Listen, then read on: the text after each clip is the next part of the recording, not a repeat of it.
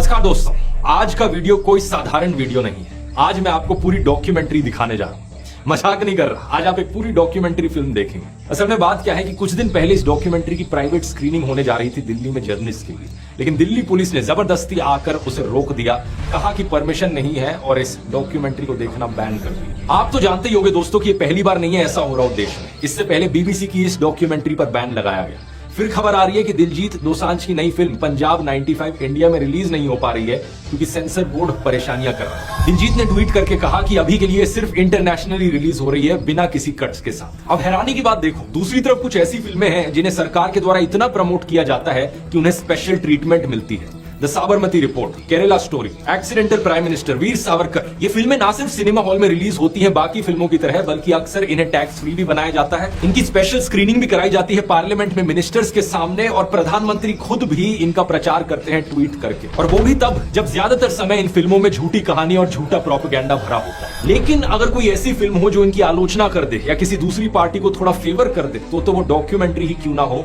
उसकी private screening पर भी बैन लगा दिया जाए। ये जो डॉक्यूमेंट्री है जिसे आज आप देखने जा रहे हो, इस फिल्म को बनाने वाले लोगों ने मुझे रीच आउट किया इस घटना के बाद और पूछा कि क्या मैं अपने YouTube चैनल पर इसे रिलीज करना चाहूंगा। तो मैंने ये फिल्म देखी और सोचा क्यों नहीं। अगर इस तरीके से लोकतांत्रिक देश में आजादी को खत्म किया जाएगा तो मैं वो हर चीज करूंगा जिसकी जरूरत होगी आजादी को बचाने के लिए। ये जो सेंसरशिप का सिलसिला है, हम इसे आगे इस तरीके से चलते नहीं रहने दे सकते, इसलिए ये आज मैं रिलीज कर रहा हूँ। ये डॉक्यूमेंट्री 2024 के उस दौर के बारे में है जब देश के इतिहास में पहली बार एक सिटिंग चीफ मिनिस्टर को अरेस्ट कर लिया गया था और एक ही केस में एक पॉलिटिकल पार्टी की सारी टॉप लीडरशिप जेल में डाल दी गई। और ये केस ऐसा जिसमें अभी तक कोई कन्विक्शन नहीं हुआ है और सुप्रीम कोर्ट ने बार बार डांट लगाई है ईडी और सीबीआई को। इस फिल्म का नाम है अनब्रेकेबल, और हालात इतनी खराब है दोस्तों कि इस फिल्म के डायरेक्टर वैसे तो इंटरनेशनल अवार्ड विनिंग डायरेक्टर हैं, लेकिन वो अपना नाम नहीं बताना चाहते क्योंकि उन्हें डर है कि इस फिल्म के रिलीज होने के बाद कहीं उन्हें हरासमेंट ना फेस करनी पड़े। तो आइए इसे देखते हैं। घर पर अपने पॉपकॉर्न बना लीजिए और इसे जमकर शेयर करना, ताकि इन लोगों को भी पता चले कि अगली बार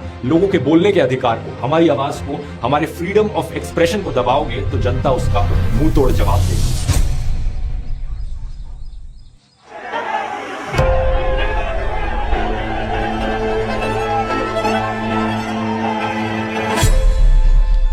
अरविंद केजरीवाल पहली बार सरकार बनाने में कामयाब हुए।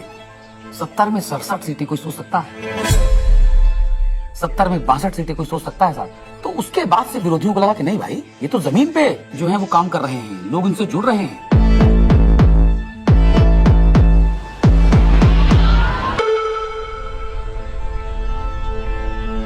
कहानी शुरू होती है तब से जहां से आम आदमी पार्टी ने पंजाब जीता। लोगों की भूख थी आम आदमी पार्टी की, उन्होंने कहा आम आदमी पार्टी हमें चाहिए।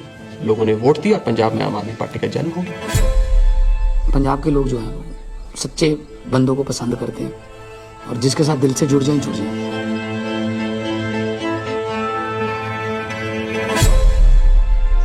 आम आदमी पार्टी गुजरात को भविष्य देगी। गुजरात की 6 करोड़ जनता के साथ मिलकर एक नया गुजरात बनाएंगे जिसमें 24 घंटे बिजली होगी। और उसके बाद आम आदमी पार्टी गुजरात में जैसे ही घुसी तो वहां से एक दिल्ली के अंदर हमें चेंज आता हुआ दिखाई दिया।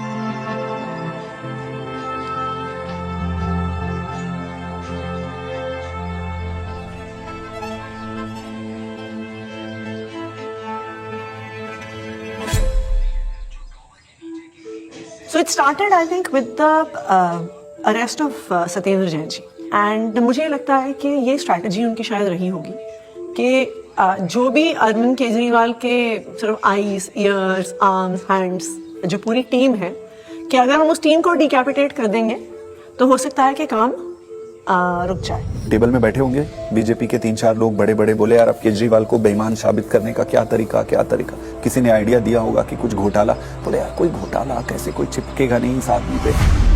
के स्वास्थ्य मंत्री सत्येंद्र जैन को ईडी ने हिरासत में लिया। एनफोर्समेंट डायरेक्टरेट ने सबसे पहले अरेस्ट होने वालों में मैं था। ऐसे तो कोई कर्म किए नहीं थे कि जेल चले जाए। फिर मैंने कहा ऐसे कर्म भी नहीं किए, मंत्री बन जाए। तो क्योंकि मुझको पूरा केस पता था तो मुझे लगा ठीक है एजेंसी अगर अरेस्ट कर रही है थोड़े दिन में छूट जाएंगे। Why are they threatened by us? And the answer to me is very clear. आम आदमी पार्टी केवल एक सरकार या 10 नेताओं की पार्टी नहीं है। आम आदमी पार्टी एक सोच है। तब तक जो भी गिरफ्तार होते थे, पॉलिटिकल लोग भी जो गिरफ्तार होते थे, महीने में, 2 महीने में, 3 महीने में निकल के आ जाते थे।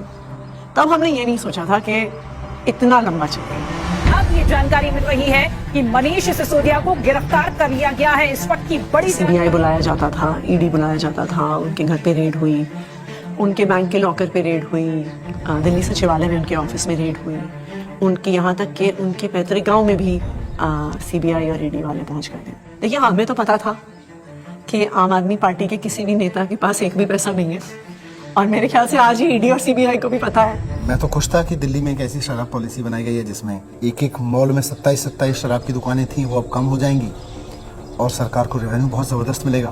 तो मैं तो खुश था कि अच्छी पॉलिसी बनाई गई है और कई राज्य इस पॉलिसी को देख रहे थे, पर अचानक इन्होंने चिल्लाना शुरू किया है तो स्कैम हो गया, स्कैम हो गया, स्कैम हो गया है। अगर एक अच्छी पॉलिसी को ये स्कैम करार दे के सीबीआई और ईडी में केस रजिस्टर करा सकते हैं तो किसी भी हद तक जा सकते हैं। मनीष सिसोदिया को ईडी ने गिरफ्तार कर लिया है। तिहाड़ जेल में पूछताछ के बाद मनीष सिसोदिया को अब ईडी ने गिरफ्तार कर लिया है।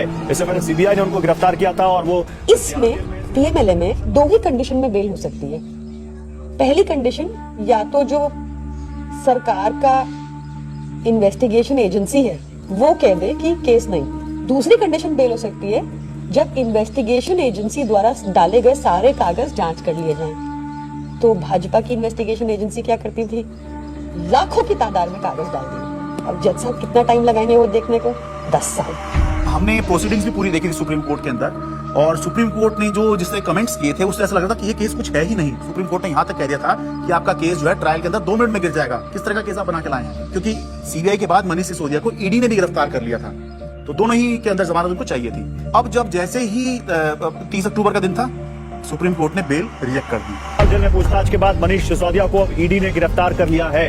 इससे पहले सीबीआई ने उनको गिरफ्तार किया था और वो तिहाड़ जेल में है। सीधे चलते जितेंद्र शर्मा के पास। जितेंद्र बताइए, ईडी ने गिरफ्तार कर लिया है मनीष को? जी बिल्कुल, आप देखिए दूसरे दिन लगातार जो ईडी है मनीष सिसोदिया को अरेस्ट करके उनका टारगेट अरविंद केजरीवाल था। इनको ये लगा था, इनके कैलकुलेशन में, कि पार्टी के साइकी में फर्क पड़ेगा, लोग टूटते जाएंगे। तो इसका मतलब ये है कि डेस्परेशन के मापदंड पे तो भारतीय जनता पार्टी अपने लास्ट थ्रेशोल्ड पे पहुंची और भारतीय जनता पार्टी की लीडरशिप भी उस थ्रेशोल्ड तक पहुंच गई कि अब और कोई तरीका नहीं है इनको जेल में। बड़ी खबर यह है, आम आदमी पार्टी के सांसद संजय सिंह गिरफ्तार कर लिए गए हैं। आपके सांसद संजय सिंह की हो गई है गिरफ्तारी। ईडी ने करते थे संजय सिंह, उस पर कहीं ना कहीं एक बड़ी चोट फिलहाल आम आदमी पार्टी के लिए रहेगी, लेकिन राजनीतिक रूप से ये नुकसान तो है ही, लेकिन क्या सरकार का पक्ष रहेगा शराब नीति मामले में जब ये गिरफ्तारी हुई है, इसका भी इंतजार रहेगा। अब ये अपने आप में काफी ज्यादा। तो भगत सिंह ने अपनी किताब में लिखा कि उनके छोटे भाई जब उनसे मिलने आए, फांसी की सजा हो चुकी थी तब तक, उन्होंने लिखा कि उन्हें ये फिक्र है हरदम नया तर्जे जफा क्या है। जफा मतलब अत्याचार।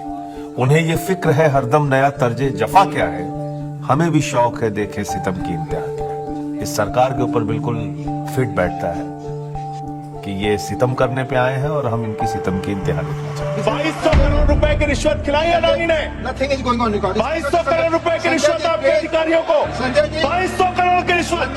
सर वो क्या बोल रहे हैं सर? वो आप इधर बोलेंगे तो उधर बोलेंगे। जिस तरीके से पार्लियामेंट में और पार्लियामेंट के बाहर अगर अरविंद केजरीवाल और पार्टी के वॉइस को एक स्ट्रक्चर करके जनता और देश के सामने रख रहे थे, बीजेपी उससे बहुत इरिटेटेड और फ्रस्ट्रेटेड थी। मैंने तो अपने घर के सामने एक बैनर भी लगवा दिया था कि फक्कड़ हाउस में ईडी का स्वागत है। अब कहानी जो है अलग लेवल पहुंच गई।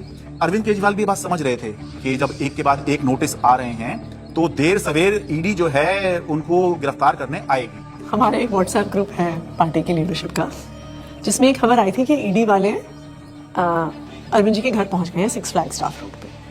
एंड मुझे याद है मैंने ओबरा के फ्लाईओवर के नीचे से फिर हमने गाड़ी का यू टर्न लिया था और फिर 6 फ्लैग स्टाफ रोड जो सिविल लाइंस में है वहाँ पे पहुंचे थे।